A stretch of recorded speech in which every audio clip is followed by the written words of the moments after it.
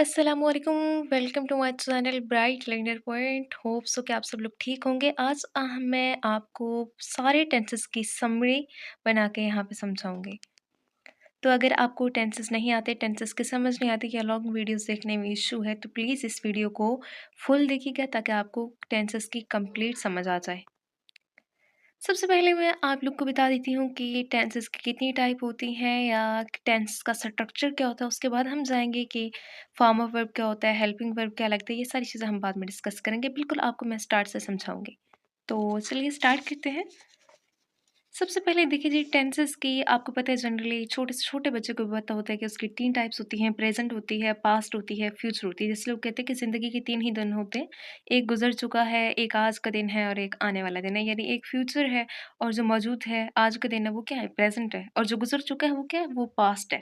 लेकिन नॉर्मली हम इंग्लिश में इस तरह से डिस्कस करते हैं कि सबसे पहले हम प्रेज़ेंट को डिस्कस करते हैं, उसके बाद पास्ट को एंड देन फ्यूचर को, ठीक है?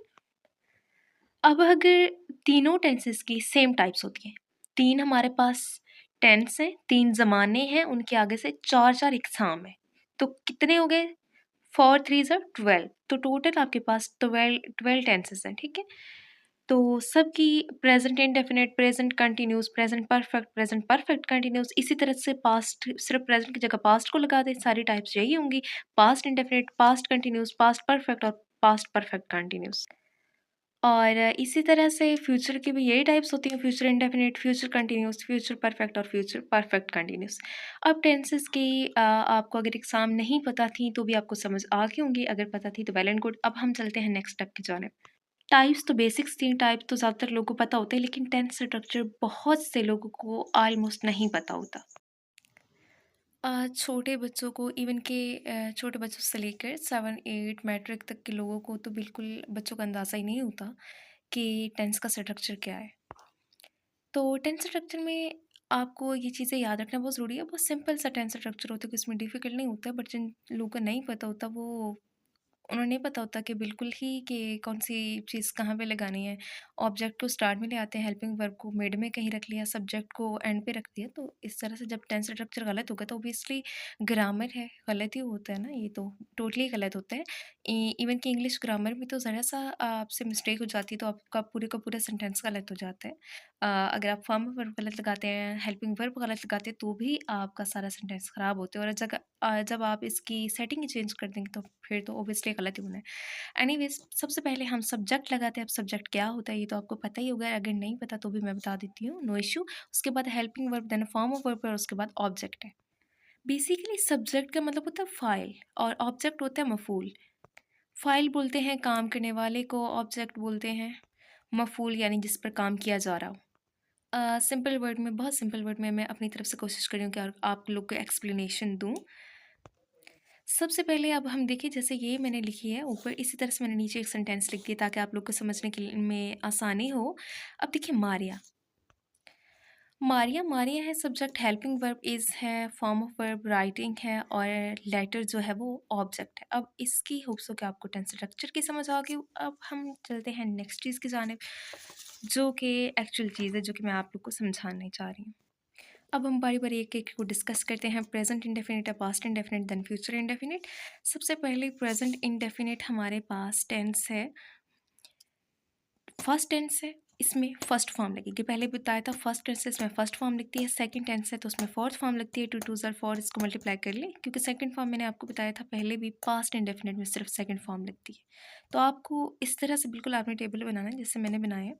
सबसे पहले प्रेज़ेंट लिखना है, प्रेज़ेंट इंडेफ़िनिट, इसमें फर्स्ट है तो फर्स्ट लगेगा, सेकंड है तो इसमें फोर्थ फॉर्म ऑफ वर्ब लगेगी, थर्ड है तो थर्ड लगेगा, फोर्थ है तो फिर फोर्थ, यानी फर्स्ट प्लस आईएनजी को हम शॉर्टली बोलते हैं फोर्थ फॉर्म, तो ये यहाँ पे फोर्थ फॉर्म लगेगी। ये जो कि समरी है तो इसमें समराइज़ करके मैं आपको शॉर्टली चीज़ें बता रही हूँ। अगर आप लोग को डिटेल में समझना है, इससे आप लोग को समझ नहीं आती, होप सो मेरी कोशिश तो यही है कि इससे आपको समझ आ जाए, लेकिन अगर आप लोग को नहीं आती है तो आप लोग हमारी चैनल विज़िट कीजिए, वहाँ पे प्लेलिस्ट मौजूद है। सारे टेंसेस वहाँ पे मैंने एक-एक करके समझाए हुए हैं, 2, 3, 4 मिनट की वीडियो से ज़्यादा वीडियो नहीं है। हर चीज़ जो है वहाँ पे समझाई है, तो आप लोग वहाँ पे जाके चेक कर सकते हैं। तो अब हम स्टार्ट करते हैं प्रेजेंट इंडेफिनिट। प्रेजेंट इंडेफिनिट की पहचान होता है ता है, ती है, ते है वगैरह, ठीक है। कंटिन्यूस, कंटिन्यूस जैसे कि नाम से ज़ाहिर है कि जारी है। तो जारी में क्या होता है? वो कर रही है, वो ऐसा कर रहा है, रहे हूँ या रही है वगैरह। इस तरह के अल्फ़ाज़ जो होते हैं वो प्रेज़ेंट कंटीन्यूअस की फ़िक़रात के आखिर में आते हैं, ठीक है? अगर हम परफ़ेक्ट की बात करते हैं तो नाम से ज़ाहिर है परफ़ेक्ट क्या होता है? मुकम्मल चीज़ को बोलते हैं परफ़ेक्ट। और उसके बाद प्रेज़ेंट परफ़ेक्ट की जो इसकी पहचान है वो ये है कि लाइक एक काम ख़त्म हो चुका है, वो ऐसा कर चुकी है। या जैसा हम कहते हैं कि वो क्रिकेट खेल चुके हैं, सबा खाना खा चुकी है, वो काम हो गया है। रिसेंटली हुआ है, प्रेज़ेंट में हुआ है, अभी-अभी हुआ है, लेकिन हो चुका है, कंप्लीट है। और अगर हम बात करते हैं परफेक्ट कंटीन्यूअस यानी मुकम्मल भी हो गया, अभी जारी भी है, तो इसमें क्या आएगा? सना कपड़े धोती रही है, ता रहा है, ती रही है, ते रहा हूँ, ता रहा हूँ वगैरह। इस तरह के अल्फाज प्रेजेंट परफेक्ट कंटिन्यूस के जो उर्दू फ़िक़रात के आखिर में आते हैं, ठीक है? तो ये इनकी पहचान होगी। लेकिन मैं एक दफ़ा रिवाइज़ कर देती हूँ, ता है, ती है, ते हूँ वगैरह। कंटिन्यूस की बात करें तो रहा है, रही है, इस तरह के अल्फाज होंगे। और अगर परफेक्ट की बात होगी तो चुका है, चुकी है, ठीक है? और कंटिन्यूस की बात होगी, परफेक्ट कंटिन्यूस की जब हम बात करते हैं तो ता रहा है, ती रही है, ते रही हूँ, ता रहा हूँ, इस तरह के अल्फाज जो होते हैं इसमें आते हैं, ठीक है? अब हमने इसकी पहचान भी डिस्कस कर ली, फॉर्म ऑफ वर्ब भी डिस्कस कर लिए। नेक्स्ट स्टेप है जी हेल्पिंग वर्ब क्या लगते हैं? हेल्पिंग वर्ब ये तीनों चीज़ें होती हैं। सबसे पहले आपको टेंस की पहचान होना ज़रूरी है, उसके बाद फॉर्म ऑफ वर्ब अगर आपको पता है, आपको टेंस स्ट्रक्चर पता है, तो वोकैबुलरी साथ-साथ जैसे भी आप प्रैक्टिस करते हैं तो वोकैबुलरी भी आ जाती है। तो ये 3 चीज़ें बहुत इंपॉर्टेंट होती हैं। पहचान, फॉर्म ऑफ वर्ब और उसके बाद इसमें हेल्पिंग वर्ब कौन-सा लगाना है, ये चीज़ है। प्रेज़ेंट कंटीन्यूअस टेंस में इज़, आर, एम ये तीनों हेल्पिंग वर्ब होते हैं। सॉरी मैंने आप लोग को प्रेजेंट इंडेफिनिट के नहीं बताया, पहले हम प्रेजेंट इंडेफिनिट से स्टार्ट करते हैं। प्रेजेंट इंडेफिनिट में नॉर्मली सिंपल सेंटेंसेस में इसमें कोई हेल्पिंग वर्ब नहीं होता, लेकिन जब हम इंटरोगेटिव बनाते हैं तो इंटरोगेटिव और नेगेटिव सेंटेंसेस आपको पता है उसमें हेल्पिंग वर्ब होना मस्ट होता है। विदाउट हेल्पिंग वर्ब हम नेगेटिव या इंटरोगेटिव यानी सवाली या मनफी जुमले को नहीं बना सकते। तो डू और डज़ का हम यूज़ करते हैं for only negative and interrogative. Simple में हमने कोई जो है वहाँ यहाँ पे हेल्पिंग वर्ब यूज़ नहीं करना, प्रेजेंट इंडेफिनिट की बात करिए। और सिंपल सेंटेंसेस में अगर ही, शी, इट या किसी कोई भी सिंगुलर आ जाता है तो उसके साथ हम एस या ई एस का इजाफा करते हैं। और आई, वो, दे, यू या जमा के साथ हम एस या ई एस नहीं लगाते। जब ही, शी या इट आता है तो उसके साथ हम डज़ नॉट लगाते हैं, ठीक है? नेगेटिव सेंटेंस जब हम बना रहे होते हैं ना तो उसके साथ हम डज़ नॉट लगाते हैं। और डू कहाँ यूज़ होता है? आई, वी, दे और यू के साथ हम डू नॉट का यूज़ करते हैं। अब हम बात करते हैं प्रेजेंट कंटिन्यूअस के हेल्पिंग वर्ब की, तो उसके 3 हेल्पिंग वर्ब हैं, इज़, आर और एम। इस आपको पता है ही, शी, इट के साथ इज़ लगता है, आई के साथ एम लगता है। ओनली एम जो है ना वो आई के साथ ही लगता है, सिर्फ़ और सिर्फ़ आई के साथ। अगर हम आर की बात करते हैं तो जमा के साथ लगता है, वी, दे, यू के साथ हम जो है वो आर का यूज़ करते हैं। नेक्स्ट स्टेप आ जाता है जी प्रेजेंट परफेक्ट का, तो ये हैज़ और हैव यानी जो काम मुकम्मल हो चुका है, हैज़ और हैव। तो अब यहाँ पे आपने एक ही चीज़ याद रखनी है कि हैज़ कहाँ लगता है और हैव कहाँ लगता है। ही, शी, इट के साथ हैज़ लगेगा, जबकि आई, वी, दे, यू के साथ हम हैव का इस्तेमाल करेंगे। प्रेजेंट परफेक्ट कंटिन्यूस की बात करें तो यहाँ पे भी सेम वही चीज़ है, जहाँ पे वहाँ पीछे जिस परफेक्ट टेंस में जिसके साथ हमने हैज़ लगाया ना, यहाँ उसी के साथ हैज़ बिन लगता है। यानी वहाँ ही, शी, इट के साथ हैज़ लग रहा था, यहाँ पे ही, शी, इट के साथ हैज़ बिन लग जाएगा, ठीक है? तो have been, I, we, they, you के साथ लग जाएगा। तो प्रेजेंट टेंस आपके हो गए कवर। अब हम बात करते हैं पास्ट की। पास्ट इंडेफिनिट टेंस मैं पहले भी आपको बता चुकी हूँ, ये वो वाहिद टेंस है जहाँ पर second form of verb use होती है। ऊपर हमने लगाया डू और डज, इसको देखें डू और ये अब पास्ट है ना, तो डू से डिड बन गया, ठीक है? जिस तरह हमने प्रेजेंट में पढ़ा था कि सिंपल के लिए कोई हेल्पिंग वर्ब नहीं होता, हम जब नेगेटिव और इंटरोगेटिव यानी मनफी और सवालिया जुमला बनाते हैं तब जो है वो डू और डज यूज़ करते हैं। तो यहाँ पर भी सेम वही चीज़ है, यहाँ पर भी सिर्फ़ और सिर्फ हम सवालिया और मनफी जुमले बनाने के लिए डेट का यूज़ करेंगे। सिंपल में हम कोई हेल्पिंग वर्ब यूज़ नहीं करते।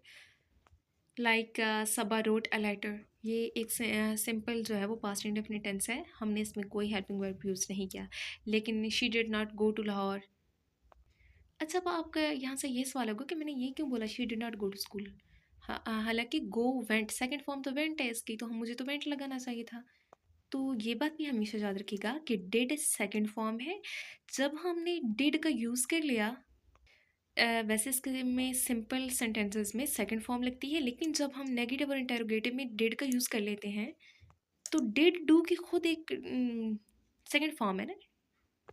डू फर्स्ट फॉर्म है और डिड इसके सेकंड फॉर्म है, तो सेकंड फॉर्म हमने हेल्पिंग वर्ब की सूरत में ऑलरेडी लगा दिया, इसलिए हम अब फर्स्ट फॉर्म लगाएंगे।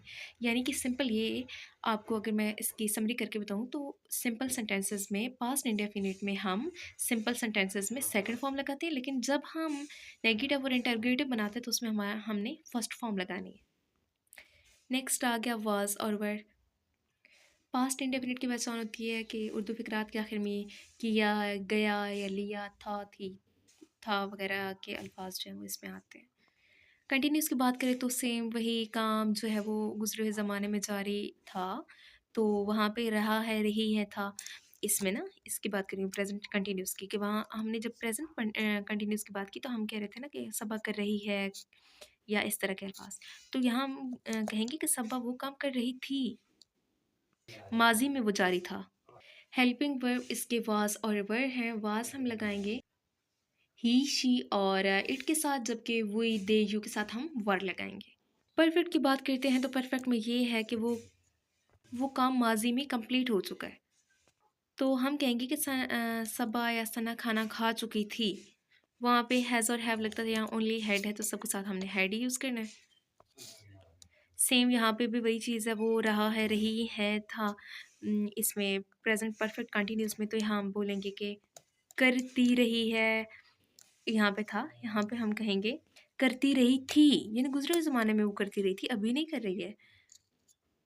जबकि परफेक्ट कंटिन्यूस में भी हमने कहा था ना कि सबक खाना खाती रही है, ऐसा ना कपड़े धोती रही है। अब हम कहेंगे, अब हम बात करते हैं फ्यूचर की।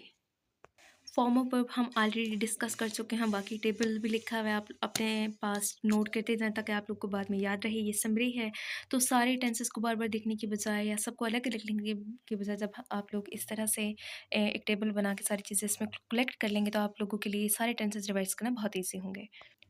फ्यूचर इंडेफिनिट में गा, गी, गे वगैरह के अल्फाज आते हैं। फॉर्म ऑफ वर्ब विल और शेल है। आई, वी के साथ हम शेल यूज़ करेंगे, जबकि बाकी दे, यू, ही, शी, इट के साथ हम विल यूज़ करेंगे। सेम जहाँ पे हमने विल लगाया वहाँ पे अभी हम विल भी लगाएंगे, जहाँ पे शेल लगाया शेल भी लगाएंगे, और यहाँ पे हेल्पिंग वर्ब है विल भी और शेल भी। पहचान है इसकी, रहा होगा, रही होगी, रहे होंगे वगैरह। जबकि फ्यूचर परफेक्ट में हम क्या कहते हैं, पीछे हमने कहा कि चुका है। फ्यूचर में जब हम बात करते हैं तो हम कहेंगे कि चुका होगा, चुकी होगी, चुके होंगे वगैरह, ठीक है। और फ्यूचर परफेक्ट कंटिन्यूस में जब हम बात करते हैं तो हम कहते हैं कि ता रहा होगा, ती रही होगी, ते रहे होंगे वगैरह, ठीक है। बाकी हेल्पिंग वर्ब का ऑलरेडी मैं आपको कर चुकी हूँ, तो होप्स हो कि आपको इसकी समझ आ गई होगी। Thank you so much for watching.